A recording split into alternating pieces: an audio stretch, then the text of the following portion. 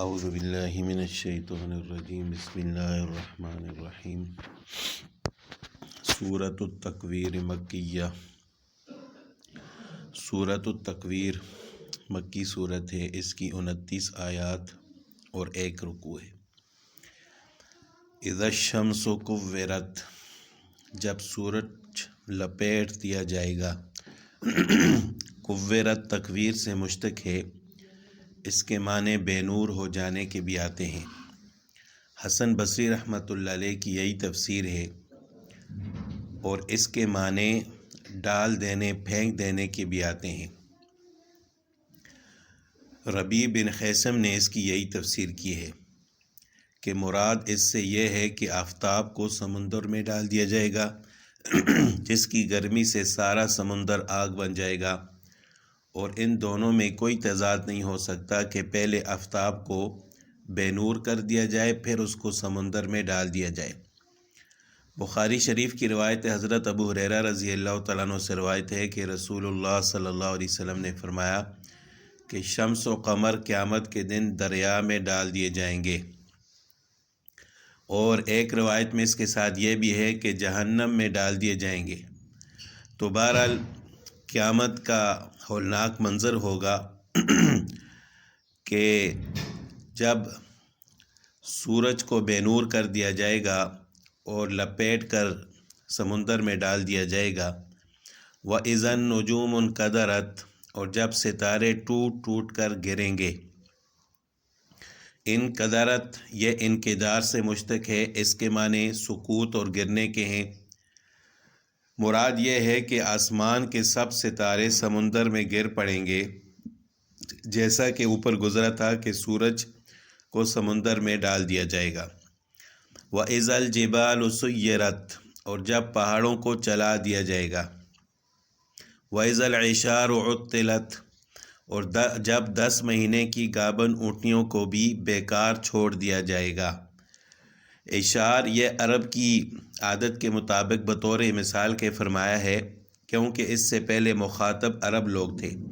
ان کے نزدیک 10 مہینے کی گابن اونٹنی ایک بڑی دولت سمجھی جاتی تھی کہ اس سے دودھ اور بچے کا انتظار ہوتا تھا۔ وہ اس کی دم سے لگے پھرتے تھے، کسی وقت اس کو آزاد نہیں چھوڑتے تھے کہ کہیں ہمارا نقصان نہ ہو جائے۔ تو ان کو سمجھانے کے لیے یہ فرمایا گیا ہے کہ یہ ایسا ہولناک منظر ہوگا کہ 10 مہینے کی گابن اونٹنی قیامت کے دن اس کو بھی ایسے ہی بیکار چھوڑ دیا جائے گا، کسی کو اس کی فکر بھی نہیں ہوگی۔ وَإِذَا الْوُحُوشُ حُشِرَتْ، اور جب وحشی جانور اکٹھے کر دیے جائیں گے۔ قیامت کے ہولناک منظر کو دیکھ کر سارے وحشی جانور بھی گھبراہٹ کے عالم میں اکٹھے ہو جائیں گے، جیسے کہ کسی عام مصیبت کے موقع پر تنہا رہنے کے بجائے دوسروں کے ساتھ رہنے کو پسند کیا جاتا ہے۔ وَإِذَا الْبِحَارُ سُجِّرَتْ، اور جب سمندروں کو بھڑکایا جائے گا۔ سجرت تسجیر سے مشتق ہے، جس کے معنی آگ لگانے اور بھڑکانے کے بھی آتے ہیں۔ حضرت عبداللہ بن عباس رضی اللہ تعالیٰ عنہما نے اس جگہ یہی معنی لیے ہیں کہ سجرت کا مطلب ہے بھڑکایا جائے گا۔ حقیقت یہ ہے کہ قیامت کے دن سمندر اور میٹھے دریاؤں کو ایک کر دیا جائے گا، درمیان کی رکاوٹیں ختم کر دی جائیں گی، جس سے دریائے شور یعنی نمکین اور میٹھا دونوں دریاؤں کے پانی خلط ملط ہو جائیں گے۔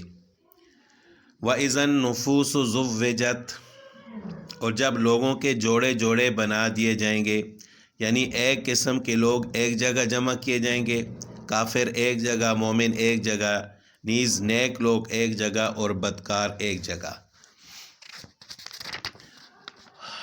وَإِذَا الْمَوْعُودَةُ سُئِلَتْ، اور جس بچی کو زندہ قبر میں گاڑ دیا گیا تھا اس سے پوچھا جائے گا۔ موعودہ وہ لڑکی جس کو زندہ دفن کر دیا گیا، جیسا کہ جاہلیت میں عرب لوگ ایسا کرتے تھے، ان کے ہاں رسم تھی کہ لڑکی کو اپنے لیے موجب عار سمجھتے تھے اور زندہ ہی اس کو دفن کر دیتے تھے۔ اسلام نے یہ رسم بد مٹائی اور اس کی برائی کو بیان کیا اور لوگوں کو اس بری رسم سے منع فرمایا۔ اس آیت میں قیامت اور محشر کے حالات کے بیان میں اللہ تعالیٰ نے فرمایا کہ جب اس لڑکی سے سوال کیا جائے گا جس کو زندہ درگور کر کے مار دیا گیا تھا، تو یہ سوال خود اس لڑکی سے ہوگا۔ اس سے پوچھا جائے گا کہ تمہیں کس جرم میں قتل کیا گیا، بِأَيِّ ذَنبٍ قُتِلَتْ، کہ اسے کس جرم میں قتل کیا گیا۔ تو سوال کرنے کا مقصد یہ بھی ہو سکتا ہے کہ وہ اپنی بے گناہی اور مظلوم ہونے کی پوری فریاد اللہ تعالیٰ کے سامنے پیش کرے تاکہ اس کے قاتلوں سے انتقام لیا جائے۔ تو یہ عام قتل بھی ایک برا گناہ ہے، لیکن جس طرح بچپن میں چھوٹی بچیوں کو زندہ درگور کرنا یہ تو ظلم کی انتہا ہے، تو اس وجہ سے اللہ تعالیٰ نے اس گناہ کو الگ سے ذکر فرمایا کہ قیامت کے دن اس بچی سے پوچھا جائے گا کہ تمہیں کس جرم میں قتل کیا گیا تھا۔ وَإِذَا الصُّحُفُ نُشِرَتْ، اور جب اعمال نامے کھول دیے جائیں گے۔ وَإِذَا السَّمَاءُ كُشِطَتْ، اور جب آسمان کا چھلکا اتار دیا جائے گا۔ کشتت، یہ کشت کے لغوی معنی جانور کی کھال اتارنے کے ہیں۔ یہ قیامت کا حال نفخہ اولیٰ کے وقت ہوگا، جو اسی دنیا میں پیش آئے گا کہ آسمان کی زینت جن ستاروں، سورج اور چاند سے تھی وہ سب بے نور ہو کر دریا میں ڈال دیے جائیں گے۔ آسمان کی موجودہ ہیئت اور صورت بدل جائے گی۔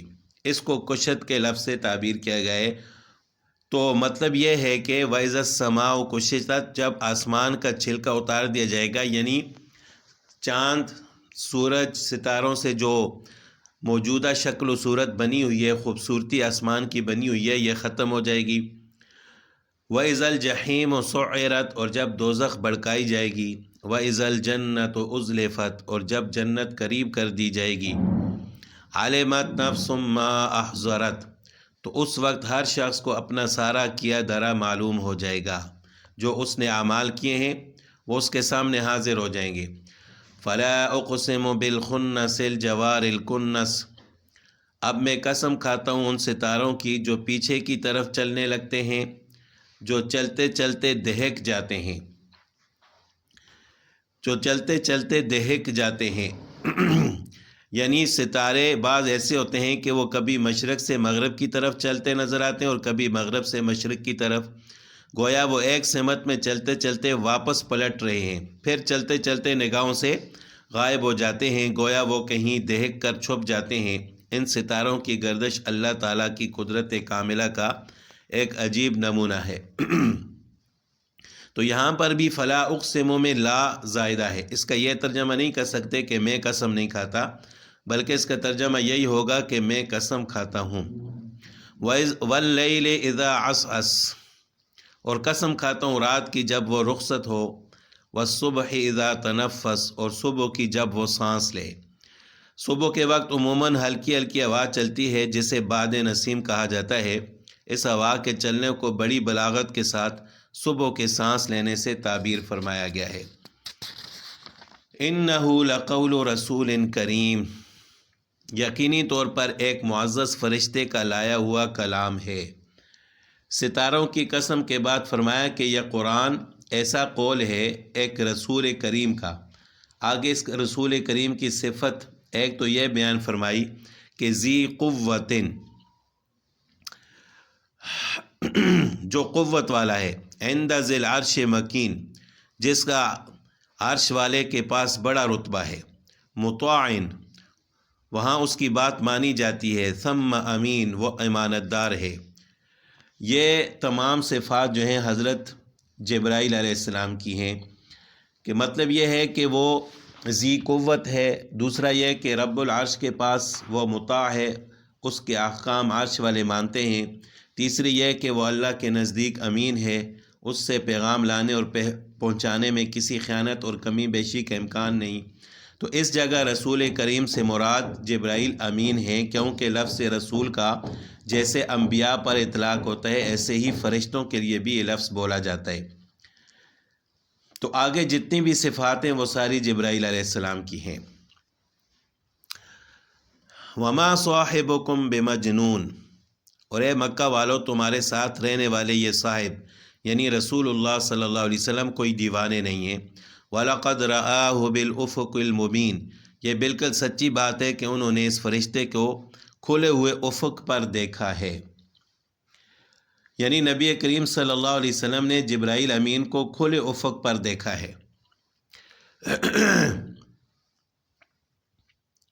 حضرت جبرائیل علیہ السلام عام طور پر رسول اللہ صلی اللہ علیہ وسلم کے پاس کسی انسان کی صورت میں آیا کرتے تھے، لیکن خود رسول اللہ صلی اللہ علیہ وسلم نے ایک مرتبہ انہیں اپنی اصلی صورت میں دیکھنے کی فرمائش کی تھی۔ اس موقع پر وہ افق پر اپنی اصلی صورت میں آپ صلی اللہ علیہ وسلم کے سامنے ظاہر ہوئے۔ اس آیت میں اسی کی طرف اشارہ ہے۔ وما هو علی الغیب بضنین، اور وہ غیب کی باتوں کے بارے میں بخیل بھی نہیں ہے۔ یعنی رسول اللہ صلی اللہ علیہ وسلم کو وحی کے ذریعے غیب کی جو باتیں معلوم ہوتی ہیں وہ انہیں لوگوں سے چھپاتے نہیں ہیں، بلکہ سب کے سامنے ظاہر فرما دیتے ہیں۔ وما ہوا بقول شیطان الرجیم، اور نہ یہ قرآن کسی مردود شیطان کی بنائی ہوئی کوئی بات ہے۔ فَأَيْنَ تَذْهَبُونَ، پھر بھی تم لوگ کدھر چلے جا رہے ہو؟ ان ہوا الا ذکر للعالمین، یہ تو دنیا جہاں کے لوگوں کے لیے ایک نصیحت ہے۔ لمن شاء منکم ان یستقیم، تم میں سے ہر اس شخص کے لیے جو سیدھا سیدھا رہنا چاہے۔ وما تشاءون، اور تم جو چاہو گے نہیں، الا ان یشاء اللہ رب العالمین، الا یہ کہ خود اللہ چاہے جو سارے جہانوں کا پروردگار ہے۔ اس کے بعد دوسری صورت ہے سورہ انفطار۔ اس میں بھی اللہ تعالیٰ نے قیامت کی ہولناکیوں کو بیان فرمایا، اور دونوں صورتوں کا مضمون تقریباً ایک ہی ہے۔ سورہ انفطار بھی مکی صورت ہے، اس کی 19 آیات ہیں، ایک رکوع ہے۔ تو اللہ تعالیٰ فرماتے ہیں بسم اللہ الرحمن الرحیم، اذا السماء انفطرت، جب آسمان چر جائے گا یعنی پھٹ جائے گا، وَإِذَا الْكَوَاكِبُ انتَثَرَتْ، اور جب ستارے جڑ پڑیں گے، وَإِذَا الْبِحَارُ فُجِّرَتْ، اور جب سمندروں کو ابال دیا جائے گا، وَإِذَا الْقُبُورُ بُعْثِرَتْ،